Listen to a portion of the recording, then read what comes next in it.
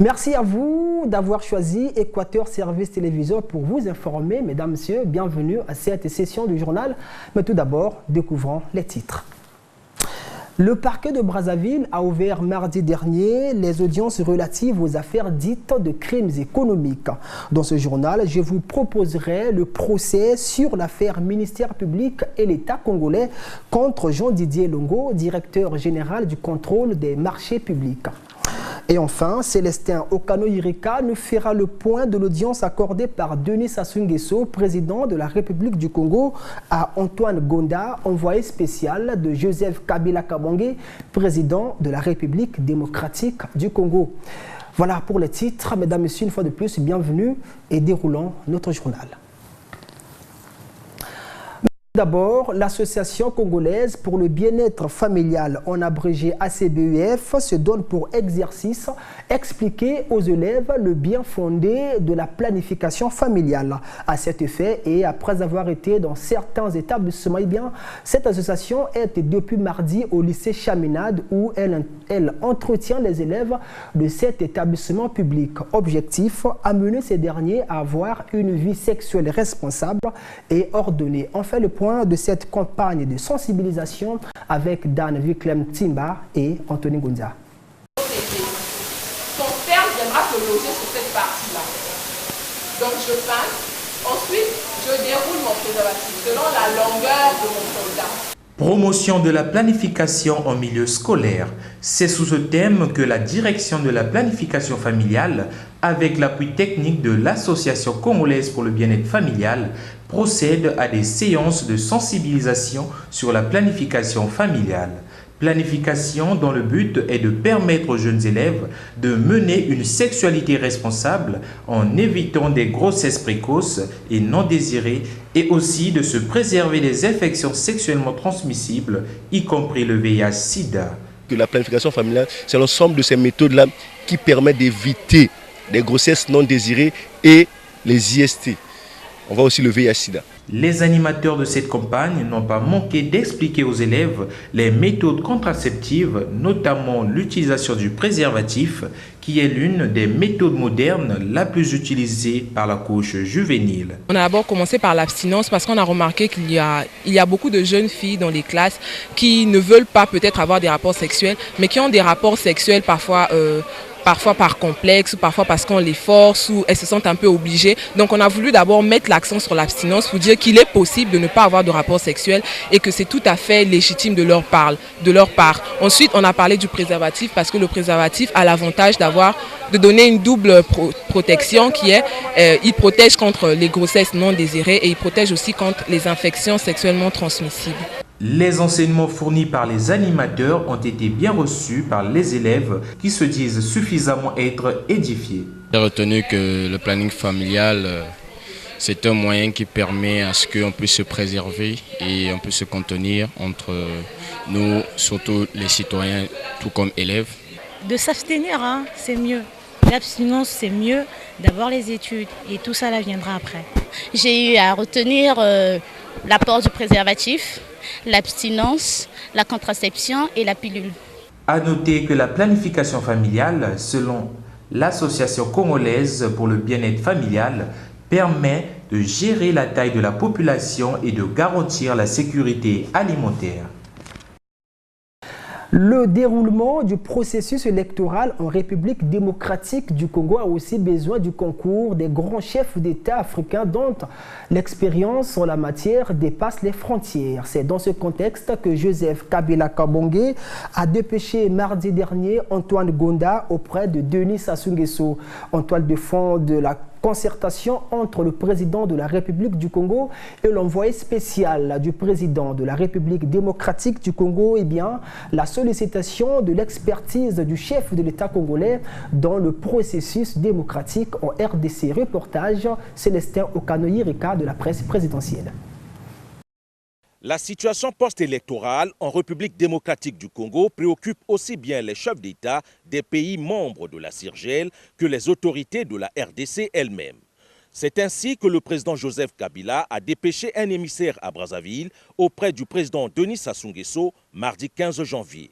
Antoine Gonda, c'est de lui qu'il s'agit, a transmis au chef de l'État congolais les explications de Joseph Kabila sur le déroulement des élections générales du 30 décembre dernier, dont les résultats suscitent une polémique politique qui risque de s'envenimer.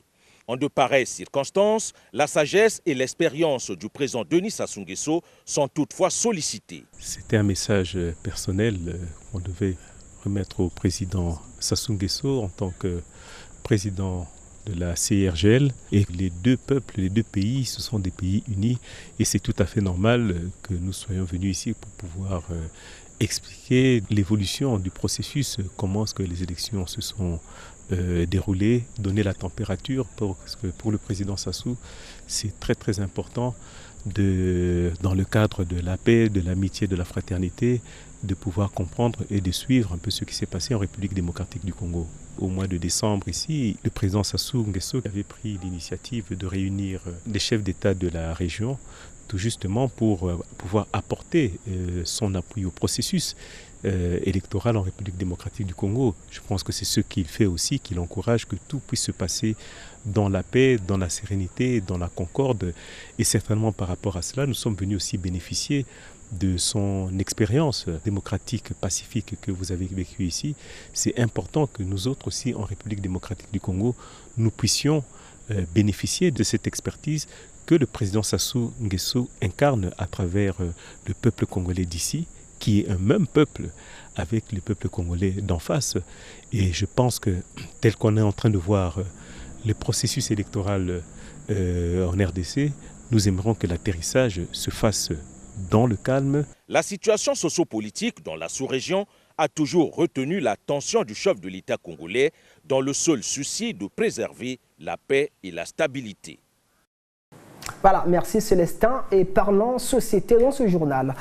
Jean de Dieu Goma a été nommé secrétaire exécutif permanent du Conseil consultatif des personnes vivant avec handicap. Installée le 14 janvier dernier, cette structure est chargée d'émettre des avis sur la personne vivant avec handicap en République du Congo.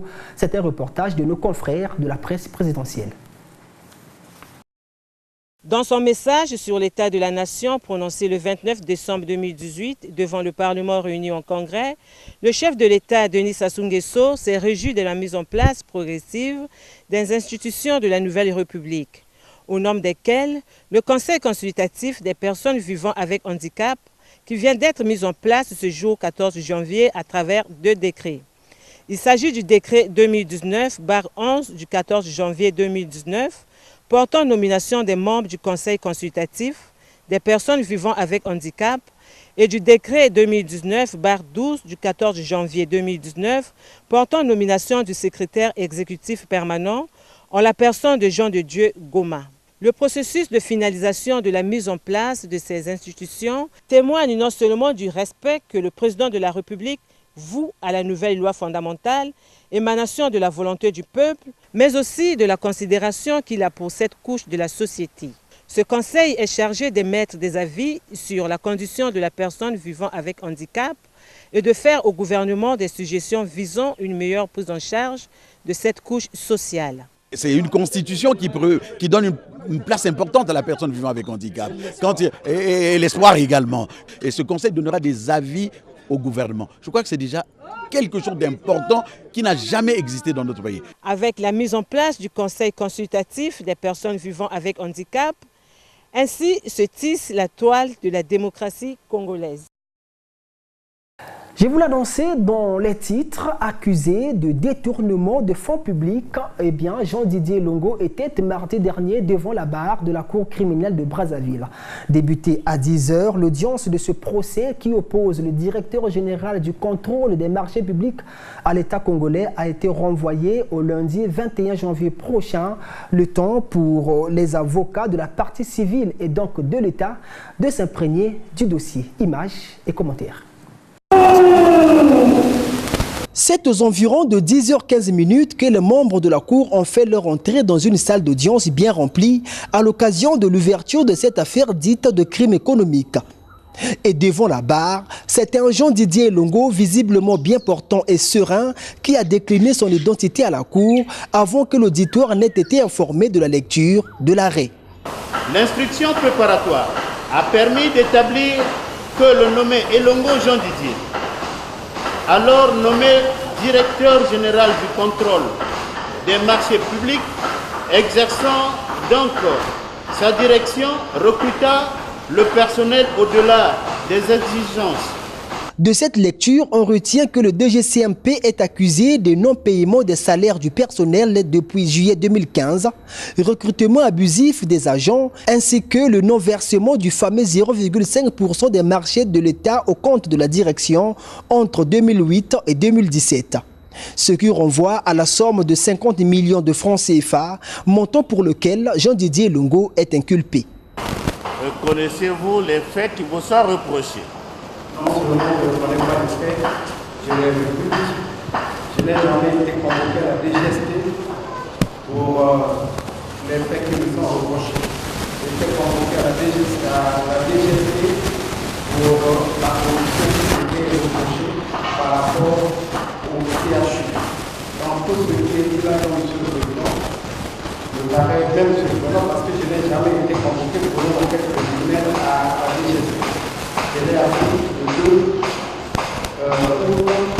lorsque la Chambre d'accusation rendait l'ordonnance de mise en liberté par rapport à la première affaire, c'est là qu'on m'a donné lecture de cette nouvelle inculpation.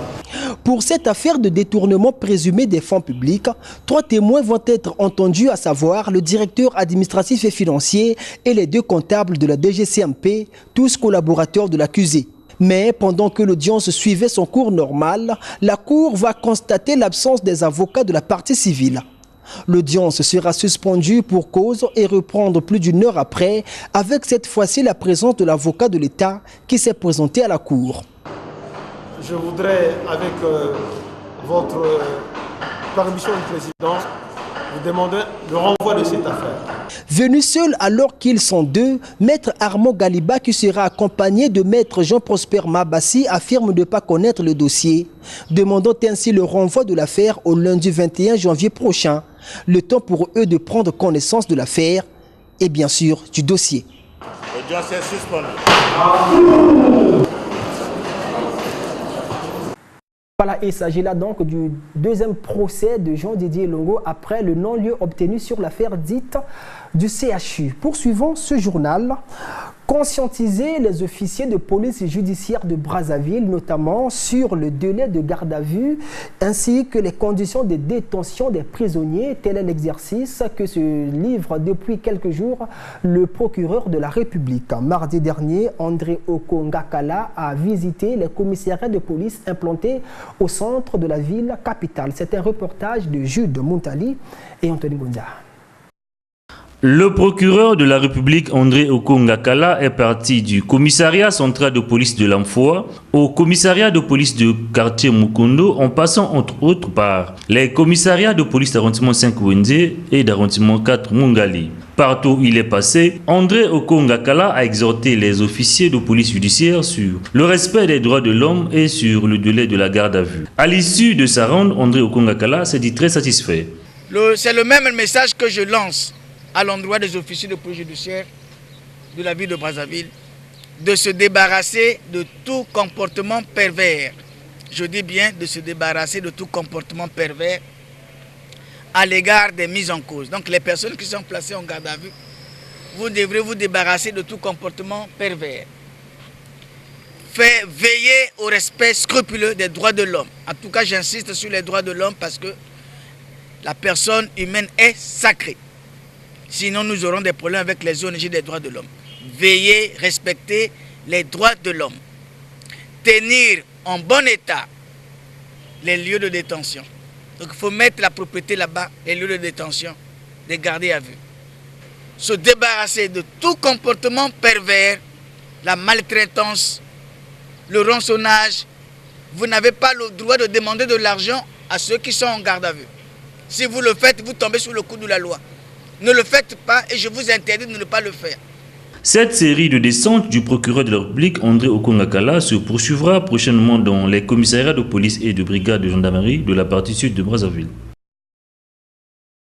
Justice encore dans ce journal, trois présumés trafiquants d'ivoire ont été arrêtés le 12 janvier à Ouesso, chef-lieu du département de la Songa. Ces 3 présumés délinquants phoniques sont poursuivis pour complicité d'abattage, détention, circulation illégale et commercialisation des trophées animaux intégralement protégés. C'est un commentaire de Ulrich Mabika. Ces 3 individus ont été arrêtés par les agents de la Direction départementale de l'économie forestière avec le concours de la Gendarmerie nationale, appuyé par le PALF, projet d'appui à l'application de la loi sur la faune sauvage. Avec eux, 9 pointes d'ivoire pesant une dizaine de kilogrammes, représentant 5 éléphants tués. L'arrestation a eu lieu le 12 janvier à Ouesso, dans le département de la Songa. Ils sont donc poursuivis pour complicité d'abattage, détention, circulation illégale et commercialisation des trophées d'espèces animales intégralement protégés. Ces présumés délinquants phoniques, dont un militaire, tous de nationalité congolaise, seraient habitués du commerce illégal des produits de faune sauvage dans ce département et bien d'autres grandes villes du pays comme Brazzaville et Pointe-Noire. Ces ivoires seraient partis de Pokola pour Ouesso. Ils ont tous reconnu les faits qui leur sont reprochés et risquent des peines allant jusqu'à 5 ans d'emprisonnement ferme. Voilà, merci bien Ulrich Mabika et c'est aussi la fin de cette édition. Merci à vous de nous avoir suivis.